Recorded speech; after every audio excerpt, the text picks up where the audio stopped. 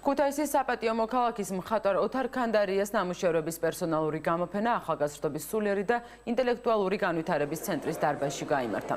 ექსპოზიციაზე წარმოდგენილია მხატვრის სიცოცხლის ბოლო წლებში შექმნილი 50-მდე მხატვრული ტილო. ოთარ ქანდარიას გაფორმებული აქვს 400-ზე მეტი წიგნი, მისი ფერწერული და გრაფიკული ნამუშევრები კი დაცულია დავით კაკაბაძის სახვითი ხელოვნების გალერეაში, ეროვნულ მუზეუმში, ასევე მსოფლიოს არაერთ წამყვან გალერეაში. გამოფენა 23 მარტს გაიხსნა. ნამუშევრების ნახვა მსურველს 2 დღის განმავლობაში შეეძლება.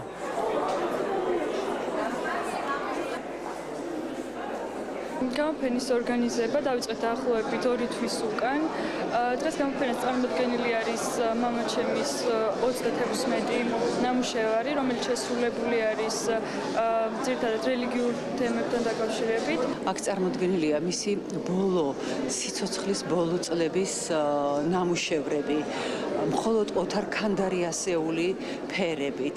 თითოეულ ჩუქურთმას, თითოეულ ხელს აქვს დანიშნულება და თითოეული ლაპარაკობს. წერტილიც კი, რომელიც არის დასასრულის მანიშნებელი, ოთარ ქანდარიას შემოქმედებაში თითქოს რაღაც ახალ სიცოცხლეს იწყებს.